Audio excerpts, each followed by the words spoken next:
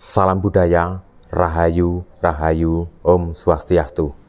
Jadi untuk pembahasan kali ini saya akan membahas kembali tentang pariwisata yang ada di Pulau Bali. Dan yang akan saya bahas ini adalah perbincangan hangat di media sosial mengenai tentang para bule atau wisatawan asing dari berbagai mancanegara tersebut ketika datang ke Bali, ketika jalan-jalan atau mereka menyewa sepeda motor tersebut itu banyak yang tidak memakai helm. Seperti itu katanya menurut netizen seperti itu. Dan sebenarnya sepengetahuan saya itu tidak semuanya ya orang bule ketika naik motor itu tidak memakai helm. Jadi sejak dulu itu ya memang ada namanya orang melanggar lalu lintas tersebut, tidak hanya di Bali ya. Orang lokal pun ya demikian seperti itu. Jadi jangan menyalahkan sepenuhnya itu kepada bule yang ada di Bali. Mereka banyak tidak memakai helm, tidak memakai baju seperti itu. Kalau masalah memakai baju ya mungkin sudah menjadi kebiasaan orang sana karena di tempat wilayahnya sana sangat dingin. Jadi ketika datang ke Indonesia itu ibaratnya merasa nyaman karena kita di wilayah negara yang agak agraris, cocok dengan untuk pertanian seperti itu. Jadi seperti orang bule ketika datang ke pantai yang ada di Indonesia, contohnya seperti ke Bali dan juga pantai lainnya seperti itu, mereka juga banyak yang atau melepas bajunya atau sekedar memakai ala kadarnya untuk menutupi alat-alat tertentu seperti itu, karena di wilayahnya sana itu ya memang cuaca ekstrim, sangat dingin banget. Dan ketika datang ke Bali itu hawa di dalam tubuh atau yang dirasakan itu sangat beda, sangat enak, apalagi untuk berjemur seperti itu. Jadi kalau teman-teman datang ke Bali melihat seperti itu, seperti yang ada di Pantai Kute atau pantai lainnya, melihat orang-orang seperti itu, kemudian teman-teman nafsu, ya jangan menyalahkan orang bule, yang disalahkan adalah diri kita sendiri. Jangan nafsuan dan jangan ngacengan seperti itu. Jadi kita itu lama-kelamaan akan menghadapi perubahan iklim, perubahan global, perubahan sifat manusia dan karakter seperti itu. Jadi ketika kita itu melihat sesuatu atau orang-orang seperti itu ya jangan ngacengan, jangan gampang terpancing ya, karena ya namanya aja tempat pariwisata yang banyak dikunjungi oleh orang-orang berkarakter dari berbagai wilayah belahan dunia. Seperti itu ya, ada orang yang memakai tertutup rapat, ya ada orang yang sedikit-sedikit terbuka. Ya kita itu harus menganggapnya sebagai hal biasa ya, karena namanya aja tempat pulau yang dianggap orang zaman sekarang itu di Bali adalah pulau surga seperti itu. Makanya ya banyak warna ya, banyak. Makanya di Bali sering mengadakan upacara-upacara, contohnya seperti ogoh-ogoh. Seperti ketika ogoh-ogoh tersebut itu dibawa keliling kota maupun keliling desa, walaupun ogoh-ogoh itu membuatnya susah payah dengan ratusan juta, bahkan mungkin ada yang lebih seperti itu, dan kemudian ogoh-ogoh tersebut itu dibakar ya, padahal membuatnya susah banget. Kenapa kok dibakar? Itu adalah salah satu tradisi budaya menyimbolkan di dalam ogoh-ogoh tersebut itu menggambarkan ya nanti tidak hanya sekedar membakar ya, ada ritual-ritual khusus menggambarkan ogoh-ogoh tersebut sebagai buta kala ya. Buta kalanya ya ibaratnya ya mohon maaf ya, orang-orang yang punya pikiran negatif seperti itu ketika datang ke Bali. Karena Bali itu yang datang tidak hanya orang dari luar negeri, orang kita, orang Indonesia juga banyak. Mereka akan membawa banyak sekali karakter, ada yang menyukai seperti itu dan ada yang tidak menyukai seperti itu, ya sudah wajar. Makanya ogoh-ogoh tersebut menyimbolkan buta kala ya, seperti itu. Jadi buta kalanya ya tidak usah saya sebutkan seperti itu.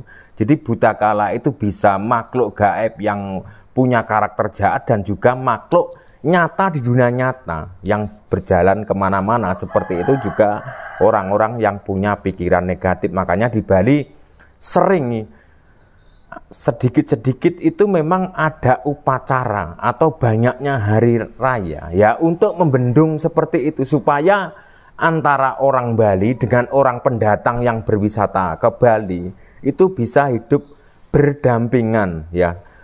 Ibaratnya kalau bahasa Jawa ini sisian ya, yang satu berjalan ke sini, yang satu berjalan ke sini, dan supaya tidak tabrakan atau tidak berbenturan seperti itu. Makanya di Bali itu sering mengadakan ritual atau doa seperti itu dan acara-acara adat supaya seperti itu. Jadi Bali itu kan banyak dikunjungi orang ya.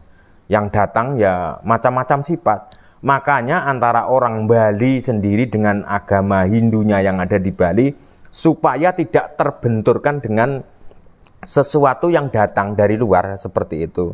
Supaya hidup itu menjadi indah berdampingan, sama-sama jalan walaupun tidak bersatu seperti itu. Bukan berarti orang Bali terus menyarankan ketika datang ke Bali, ke pantai Bali syaratnya harus pakai cawat, harus lepas baju, tidak seperti itu ya. Jadi memang di Pulau Bali atau tempat pariwisata yang ada di Bali itu memang cocok dikunjungi oleh wisatawan dari mancanegara ya. Contohnya seperti Eropa ya. Di Eropa itu ya banyak sekali tempat-tempat ekstrim, bukan ekstrim panas tapi ekstrim dingin seperti itu. Dan di Indonesia ini ya cuaca sedang-sedang saja karena wilayah daerah pertanian, jadi tidak panas dan tidak dingin. Makanya orang ke Bali itu ya kadang-kadang banyak yang pakai celana pendek, pakai kaos seperti itu ya. Kita itu harus menyadarinya seperti itu. Jangan terus kita itu menganggap Bali itu buruk seperti itu. Jangan berasumsi liar seperti itu. Jadi gimana di tempat lain sesama di Indonesia pengen mencontoh Bali, melihat di Bali seperti itu aja itu sudah mengatakan ini itu. Padahal di tempat kita itu juga sebenarnya menginginkan seperti apa yang ada di Bali dikunjungi oleh wisatawan dari berbagai mancanegara. Pasti di dalam pikirannya banyak orang yang menginginkan itu. Sebenarnya tempat-tempat wisata yang ada di Indonesia yang bagus-bagus itu, yang lebih bagus itu malah ada sebenarnya, melebihi bagus ya. Umpamanya pantainya itu lebih bagus dari Bali, pemandangan alam dan gunungnya itu lebih bagus dari Bali. Tapi kenapa tidak berkunjung ke tempat itu, tapi kok malah memilih ke Bali? Ya, mungkin jawabannya teman-teman sudah paham, tidak usah saya jelaskan. Kalau saya jelaskan, nanti saya akan disalahkan seperti itu. Jadi kita itu harus berpikir dewasa ya, seperti itu. Makanya orang Bali itu selalu ajak mempertahankan tradisi budaya leluhur, warisan budaya Nusantara, dan dipertahankan sampai sekarang ya. Tujuannya apa ya? Tujuannya untuk orang beragama itu ya untuk diri sendiri, untuk lingkungan, dan untuk masa depan anak cucu di kemudian hari, untuk menikmati manfaatnya. Jadi Bali itu ramai, banyak dikunjungi orang dan menjadi pariwisata unggulan yang banyak terkenal bahkan seluruh dunia. Itu ya berkat orang-orang Bali zaman dulu, bukan hanya orang-orang Bali zaman sekarang. Leluhur Nusantara dulu yang mempertahankan tradisi budaya dan dipertahankan, dan sekarang ini orang Bali itu tinggal menikmatinya seperti itu. Dan tugasnya orang Bali generasi muda yang sekarang itu apa? Tugasnya ya tinggal mempertahankan tradisi tersebut dan selalu menjaga wilayahnya masing-masing ya, seperti itu. Jadi pesan saya dari dulu sejak saya membahas tentang Pulau Bali dan juga tentang apa yang ada di Jawa Nusantara tersebut, saya selalu mengatakan generasi muda harus selalu menjaga lingkungan masing-masing. Mungkin apa yang saya katakan ini banyak orang yang bisa menerima, tapi ya sebagian tidak bisa menerima, ya wajar lah seperti itu. Jadi memang di dalam kehidupan ini ada senang, ada tidak, ada suka, ada duka, seperti itu. Ada yang senang dan ada yang tidak, seperti itu sudah biasa. Jadi setiap kehidupan apapun itu akan menimbulkan kontroversi. Walaupun di dalam kehidupan diri kita sehari-hari itu berbuat baik ya, selalu umpamanya saya itu harta saya melimpah dan setiap hari saya itu membantu orang yang membutuhkan atau membantu orang yang susah. Apakah semua orang itu akan menyukai saya? Tentunya tidak, seperti itu ya. Jadi tidak semua itu harus menyukai kita. Jadi kita itu harus menyadarinya.